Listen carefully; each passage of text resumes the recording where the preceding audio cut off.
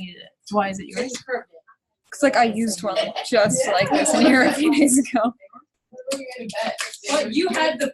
I don't know. I see. Let's see. Could you possibly? That's my journey to get there, at least to 30%, then 50%. So I'm a commissioner in the city of Santa Monica. I have worked on many science projects around the world. I put up the first urban wind turbine in North America, downtown Toronto, and I teach and I work on renewable energy projects and programs. And I work on, last cycle I worked on 6 political campaigns, so I'm resting a little bit now because I got a little tired from that before I jump into 2020 and that nonsense and mess. So that's a bit of who I am.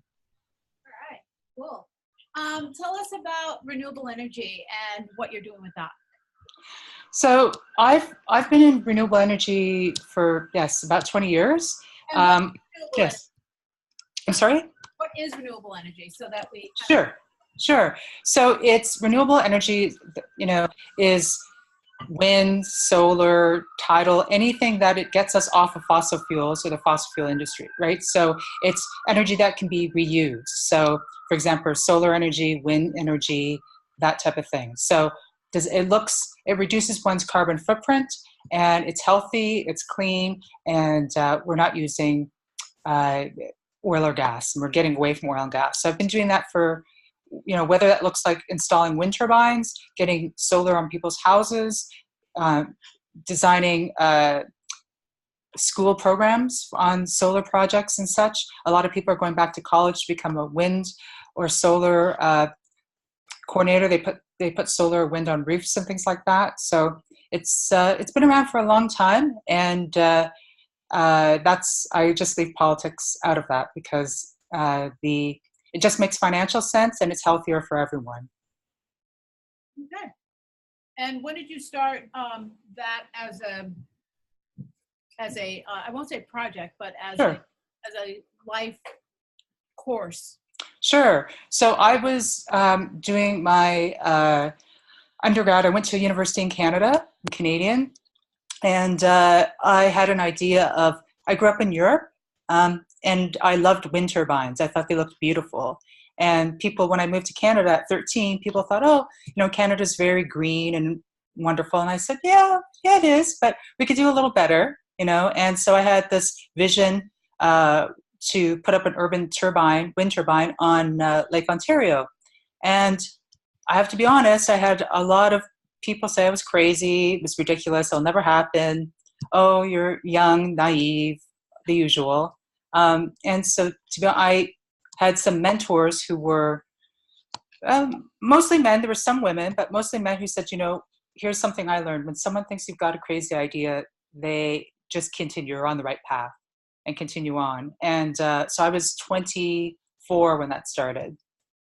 So in 2 years later, I got the first urban wind turbine up, and it was 26.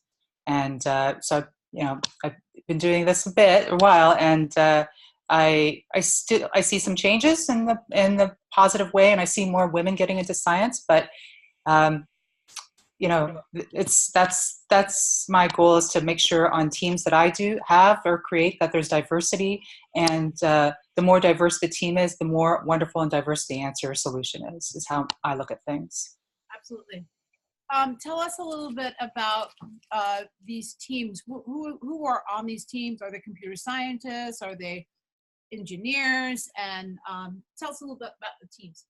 Sure. So I'm also an engineer. I have a lot of engineers, computer science folks on my team. So whether I get asked by most recently, Texas, a lot of people in Texas, and believe it or not, a lot of Republican mayors who want their city, or they see their vision for sustainability, they want to use renewable energy as part of the answer, solution. So when I look at a team going to Texas, I make sure that we have computer science folks on there, we have engineers to create programs so people can actually see, for example, if there's a wind turbine installed, they can see how they can create a program to show how much wind comes from that wind turbine, how much energy they're saving, what their energy bill looks like. And we do that in creative ways. There's no because everyone wants a different answer. So that's what I do. And if people want to talk about renewable energy and climate change after that, I happily do that.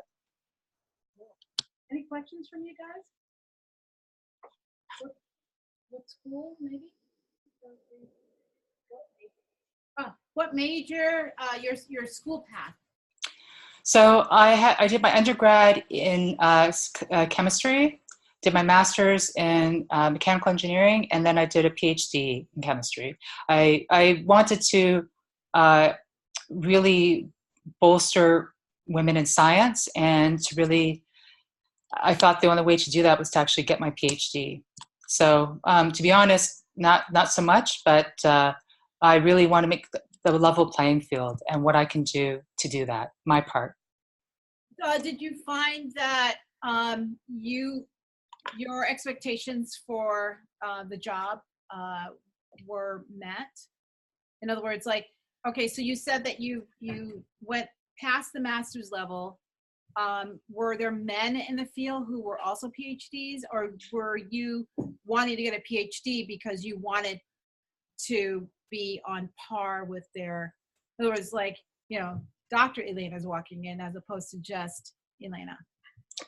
Yeah, well, I grew up in Greece, and currently, or if you know or not, Greece has the country has the most PhDs, which is, I'll get into, you know, that's a whole nother world about Greece and economic crisis and what's going on. So that, you know, I grew up with a lot of doctors, a lot of farmers, and I've got lots of aunts and uncles in Greece. And I wanted to, yes, to make sure that I would get into rooms when I was to be the only female, that it would be for credentials and for credibility. I wanted to be, I went after my PhD. But there weren't many women in the room still. So, but there are a lot of STEM and women in STEM programs and STEAM as well, and I think that's growing. So. Any other questions? Yes. So, like, wait, can you hear? Can you hear her? Yes, in the black hoodie. Yes. Yeah. I was just wondering, like, you mentioned, like, the other people on your team, like, what are some, like, other, like, jobs or, like, people you work with who, like, help forward renewable energy for? Can you hear? I heard the beginning, and it kind of dropped off at the end of the question. Sorry, I didn't hear the last bit. Who can help on these teams? Mm-hmm. Who? I'm sorry.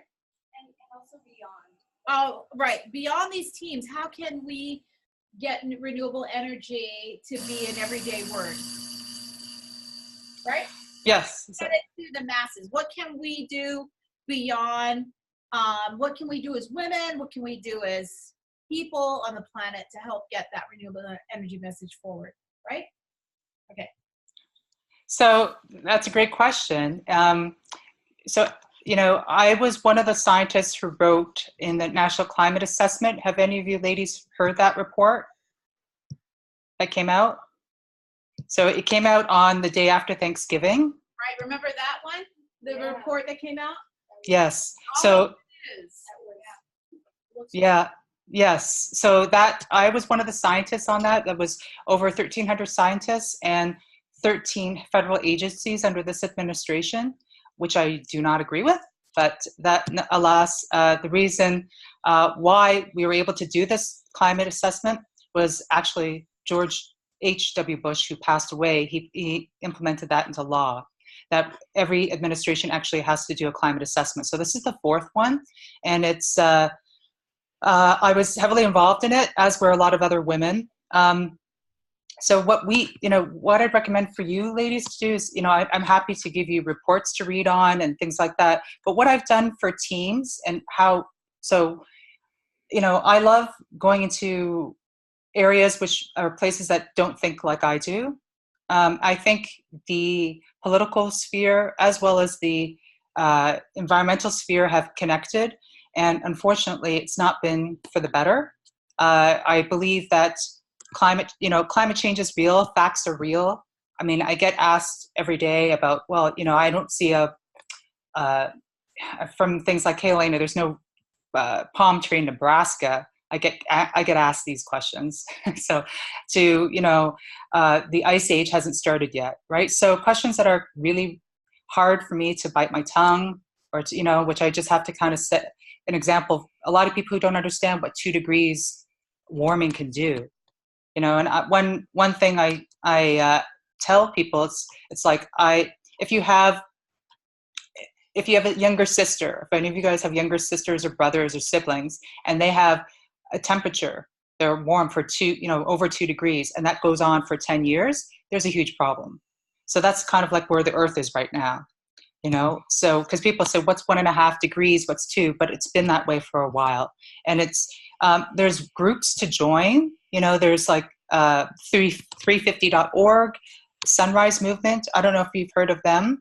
They're a youth group, and they are pushing for climate change, or they're pushing for a Green New Deal, which is what's a lot of people are trying to get through now to the House of Congress.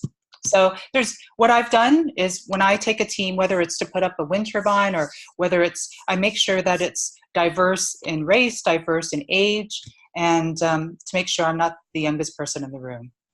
So. All right. Where's my engineer girl? You have a question? What is like your day-to-day, like what do you do on a day-to-day basis, like with other people? Sure. So that's good. That's a good question.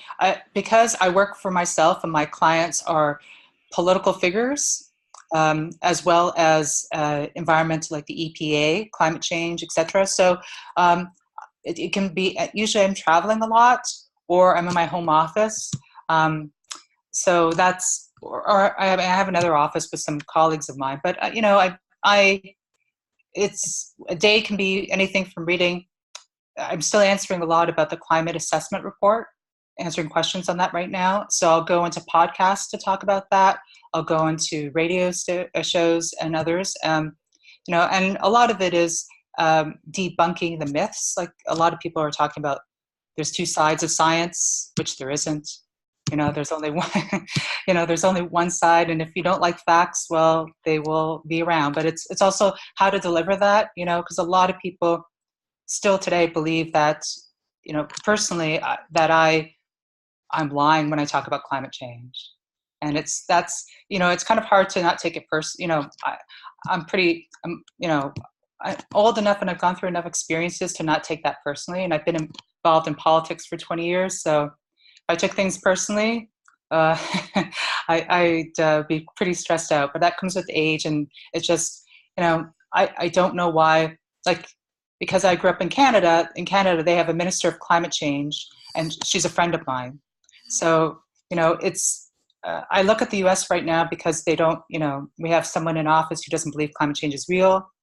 And, so there's an amazing group of scientists that we work together, and we're trying to get the word out. And this isn't for political gain. It's, my job as a scientist is to actually educate people and answer questions that are true, right? I don't have an agenda to push anything. It's just, we've got to do something, and we've got to do something fast. So I became a commissioner in the city of Santa Monica to also, which my bandwidth on that is, or the mission is, to improve the lives of women and girls in the city of Santa Monica. So one of the mandates is also, I've said, let's get more women in STEM and STEAM. And what does that look like? So the companies that work in Santa Monica, what percentage of women are there? What percentage of women work for the city of Santa Monica? And then also, let's get gender data into that. Because before I came on Santa Monica, we didn't do any gender data, and it drove me crazy. It's like, how do we know how many people are working at the city if we don't know how many women are, employed percentage-wise? So. Wow. All right. We've got about, math, 7 minutes or so left. Yes. I have a question. So like outside of your fields that you currently work in, how would you like recommend that other girls like in their fields that they want to study like still, stand out amongst them? So just a quick question. So is that, did I hear, like how girls can stand out in your, is that a little bit how you said? Yes, Is that- like, yes? for example, the A in STEAM for art. Mhm. How do we put our stamp on that? So I think for a lot of scientists, in the scientific community, they'll still say STEM instead of STEAM, and that's just an educational thing because it's like they've been a scientist for so long. It's also, we just have to change it. So like put the A in STEAM. So I think how you can stand out, and this is mentorships. You know, I mentor young girls, young women, and so if you can connect with me on LinkedIn, I'm happy to help that. I think it's really what I saw when I was growing up. I didn't have a lot of women who were mentors or who opened the door for me, but because people did for me, I feel like that's my duty to do that. And I also speak on panels, and I will ask if they can have a mentor as well, someone under 20 to come as well and ask their experience. So those are things that I would do. And, you know, if I get asked to speak on a panel and I'm the only white woman or only the woman and it's all white panel, I will say you've got to do better and you've got to find a person of color on the panel. So I'm because I'm not going to be talking to the same people. So there's things, if you're on Twitter, there's a thing called Manels, which is MANELS, which is an all-man panel.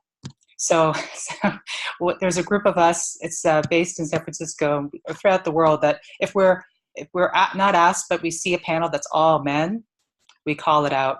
We say that's the end of Manels. That's the end of manferences instead of conferences, manferences, and we make change. You know, because I know you're in computer science, so there was an AI class, a panel. They had 30 speakers, and they were all men, all white men. And so that we were like, come on, really? You know, and so that's, you kind of have to do that. And well, I feel it's because where I am in my career, I can be able to do that. But it's also, you know, I think, I'm here to help women get further. So whether that's looking at your resume, whether that's knowing that there's opportunities, and, you know, further down the road for internships, and making sure you get paid for your internship too. You know, like I really, even if it's not a lot of money, but your time is valuable no matter what you do. So you make sure you get something out of that. Because I found recently a friend of mine was working for a sustainability company, and her daughter, and I talked to her, and she's 21, and she wasn't making any money. I was like, how are you living in LA not making any money? I mean, it's also kind of not knowing I think it's important as women that we know our value, and that, you know, that we fight for equal pay, etc. But, you know, that you feel comfortable. It's okay to ask for more money. It's okay. Like I know right now, one of the hardest sectors is the gaming sector for a lot of reasons, right? So I have, so I went to Queen's University, and I'm the liaison for Southern California when we have get-togethers for my university. And a lot of recently graduated students who are in the gaming industries the last one actually, have come out and said, you know, they're having issues with their bosses and things like that. So, you know, if there's ways I can talk about what you can do in that pathway, but sometimes it's also, you know, I've heard not a lot of great stories about the gaming industry. So it depends where you are, and it depends who's the leadership is. So someone like me who's able to push the boundaries like that, to be able to speak up, that's what I'll do, and I'll call things out as I see them. Right. So the way to stand out? So yes, find a mentor. Yeah, and that's where, you know, and don't be embarrassed. I don't know if any of you are on LinkedIn or are able to be on that, but, you know, don't. The worst that can happen is no. You know, or look at women's websites or STEAM, people in STEAM or STEM sites. And if you find them interesting, or you want to learn a question, send an email and just say, you know, I'm this age, I'm studying this, and I'd like to invite you to be a judge, or I'd like to learn more about what you do, that type of thing. All right. Thank you very much. If you want to stay, if you have any more questions, raise your hand. I know it's lunchtime and it's raining, and so that's a challenge. Thank you so much for your time today. Thank you, Gail. Thank you, ladies. Bye. Yeah, you want to say, yeah. Oh, Do you have any questions? So we want, I know that we've got a couple of, Who's still on the call? I know. I could go off. Oh, no. We are going to ask you to be one of our judges at our hackathon. We're having a hackathon for girls Yes. who are in the 4th, 5th, and 6th grade, because this is Allie. Say hi.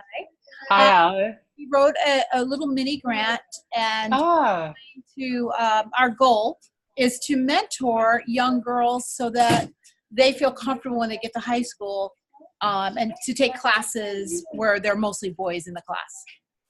So wow. this is we're starting early. We figured the earlier we start, Yes. the more confidence we'll be building in these young girls.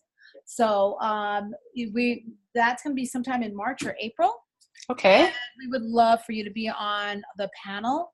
They're going to be building a computer and then programming the computer to do something. And we're going to probably be asking for some suggestions as well, because we're kind of like, yeah, we're trying to come up with an idea that basically encompasses like not just programming by itself, but also like thinking outside the box with design and like creating like some sort of like external like physical element to that. Wow, that's cool. Wow, yes. So are they going to be designing, or are you going to be designing? they Okay. are. Yeah, they're gonna They are. Okay. We had a really good idea yesterday, I think. Was it yesterday? That was like to give them build or create something that's going to be helpful either to the environment or for day-to-day lives. And it can be anything from like, well, let's build an alarm so we can wake up early in the morning. Or let's build something that every time we waste water, we'll know how much water we're wasting, or, so something to that nature to have them kind of build. So we're still working on the language around the problem that they'll solve. But we want them to solve a problem, because we don't want it to just be about building and pressing buttons and making lights go off, but more about how now can you, as a young girl, think about the future of impacting your community. Yeah, less about learning like a specific language and a way to do things, and more of like learning how to approach a problem like that and to come up with solutions as a group. Cool. So these are grades 4 through 6. Yes. Yeah. Yep. Wow. So I think a lot of climate. So you've talked about like a lot of climate change or science, or is that something? So obviously they won't have to know how to code, but you want them to put some thought into how they can come to a solution and work together as a team. Is that kind of the idea? Yeah, definitely. So, well, there's so much in terms of, I mean, for climate change, there's, you could do a house that's on, the energy usage of a house, for example, if it goes off the grid or things like that. You could do, you could just physically, and I don't know, I'm trying to think of other, for science and for coding, I have people on teams show that, because a lot of people still don't see, you can have a house and you can see what you can do to get renewable energy, right? So if it's the lighting, if it's the windows, how much energy they're saving, kind of like a Nest, right? Do you ladies know what the Nest is? Yeah. So what a Nest has done for computer science, because it's an app, right? So also people can show how they're reducing energy, and that's reducing their energy bills. So something, I think that's such an important age too. Yeah. So the earlier we can get them to think about that, the better. Yeah. Well, I can think of some other ideas. I'll happily pass them on. But that sounds, what you're doing by mentoring young girls is so important, because that's where a lot of them stop wanting to go into science and into STEM or STEAM at the 4th grade, that's a very important, crucial age. Yeah, So. I was actually quite impressed when they had to come up with a rationale for the grant. One of the girls, she's not here, her name is Elena. Ilana. She did a study. She actually did the research on girls, and when that switch turns off, where they no longer want to kind of go into science and math, and it is around that 4th, 5th grade age, where all of a sudden they're great scientists and mathematicians, and then all of a sudden something happens to their confidence. So that was part of our grant. So yeah, I found that I remember times where my mom would approach me about a programming program, and I'd be like, oh, but I don't know anything about programming, and I'm sure all the other kids will already know stuff, so I don't want to go in and so I just chose not to move forward with it. And then we've got one lady here, Melissa, who's on the engineering club, and I'm really happy that she's on the engineering club. But sometimes I go into the room and I see that there's 10 boys to her 1. Yeah. And that they've kind of got her doing a poster when they've got screwdrivers in their hands. There's 4 girls out of the whole engineering one right now. I was in it last year, and it was very frustrating. Oh no. And I know I've been relegated to that too sometimes, you do the pretty poster, Gail, and they're in there, with the hands on. My own dad did that to me. So, Oh, wow. Also, Wow. last year you had to have 3 drivers, or one of them was a coach, and they would put a girl on the driving team just so that it would look diverse to the judges at the event. So they'd be like, okay, we have our 2 guy drivers, and let's get our 1 girl driver so that our driving team looks diverse. That's exactly what they did. And I was like, so I'm the girl driver? That's what. Right. You're not just one of the drivers. Yeah. So.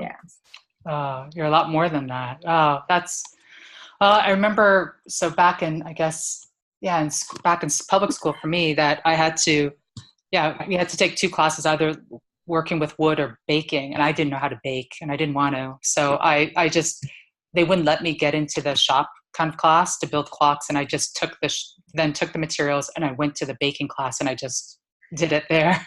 So everyone was cooking and such, and they were very upset. The school called my mom, and my mom, who's pretty badass, she said, well, why is she cooking? What does she want to do? If she wants to do this, why is that not available to her? Is she not able, so it's important, and that's still, it continues, I guess, unfortunately, in different ways, right? So do you have, this is Women in Code, is there other clubs that are just for women only? Do you have other groups or clubs? Well, there's Girl Up, and they are entrepreneurial, right? Mm. And then there's STEM Sisters, but we invited STEM Sisters and they didn't show up. Mm-hmm. I wonder if it's the weather today. I don't know. No? They didn't even respond to my email. So, Yikes. And I talked to their advisor about getting together and doing things together, because we want to unite. Forced United can never be divided. Yeah, right. But, we still have to work on that. I guess we still have to work on that. Because right now it's all the girl clubs, and we're not together. Yeah. That's a shame. Well, at least you're pushing on, you're pressing on to try to change it, So I admire what you're doing. And if there's anything, I can help. I mean, I'm sure you're all on Instagram and such, but what I do is post pictures of me in the lab, me in a science, or me putting up a turbine, and I mean, my following, it's not, or the gram, right? I'm not going to ever do a Kardashian pose. That's not my thing, but but being a woman in science, I have 26,000 followers. That's not bad. That's, it's stats, but it's also, I get a lot of questions from other scientists around the world about what they're doing and how I can help, and, and gets into sustainable clothing, or some entrepreneurs who do that, and also. So Miss Trowbridge over here, she wants to go on to college and do sustainable clothing. Hmm. So that's why you were very much interest to her. It's like, oh, somebody who speaks my language. So that's pretty cool. Is that something you do you see? How did you get thinking about that? Besides seeing the waste of things, but yeah. Yeah, over the summer I was studying in New York, and we Okay. met a teacher there, like a graduated student who started an entire brand off of like sustainability and like having zero waste like product, and that was like really interesting. And I think that's kind of the future of where like fashion is going. Yes. So like I thought that was really interesting, and I want to learn more about that. It's pretty cool because especially with zero waste on everything, right? Especially the fashion industry, how much pollution, and also, what we use our clothes, where we ship our clothes, there's a lot of waste in that stream, right? And lack of acknowledgement to that. But there are some top brands that are vegan and that, that are more careful, they pay their wages, etc. But it's also, I think, so, I mean, you girls are younger than I am, but so when you think about sustainable clothing, because a lot of people still to me say, oh yeah, it's the burlap bag stuff. And I'm like, no, it's not, no. Or the safety bag, the safety belt bag. I'm like, yeah, no, it's not so much anymore. Like you can't tell the clothing, the t-shirt, like this is 100% sustainable clothing, so it's bamboo fibers and such. There's different things that are cheaper, and it's pretty innovative. So that's pretty. Do you have any suggestions? Because she asked me, the only place we know about is FIT'em. Yes. And Yeah. school in New York, or Not not really. That's the only place right now that's talking about sustainable clothing. Really? That's so. Because I know I was at Pasadena City College. I did a talk there, and there's 2 students who did a whole project. And I don't know what Pasadena City College does, but they talked about sustainable clothing, and that was their project. So I'm trying to think of, schools. Would you be willing to move for this, or is that something you just want to find out more about specifically? Well, it depends on what I'm a junior, so I still Right. have to really narrow down what I want to work on. But yeah, I'd be willing to travel for that. Well, so I will look around to my network and find out where some of the sustainable clothing, where they work or where they went to school and how they got into that. Because if you want, I'd be happy to do that. That'd be awesome. Yeah. And that's actually where Instagram comes into help too. There's a lot of great fashion designers who are doing eco clothing. So happy to, yeah, it's pretty creative too. It's a lot of fun. That'd be awesome. Thank you so much. Sure, happy to. My handle on Instagram is Elena is green. So yes, it could be a little better, but that's it currently. But yeah, I'd be happy to help. So. Cool. Well, we won't take any more of your time. We really appreciate and thank you. I thank you. Thank you. Well, you're lucky to have Miss Gail as your teacher. She's fabulous. So, but you already know that. And we will be in touch as our plans start to get further down the road. Happy New Year to yeah. Wow. Yeah. Right. Wow. Because we have finals in a little bit, and then wow, it's New Year's. It's 29. Wow. Yeah, I'll be in Canada for the end of the year in December. Coming up soon. So yeah, doing some more work, but happy to talk about, I'm happy to put up a page and answer questions and things like that. And my email, you're happy to give that to anyone who wants it, Gail. Happy to answer any questions. So thank you so much. Thank you, ladies. Thank you for what you're doing. Thank you. No, thank you. Have a beautiful day. Stay dry and talk to you soon.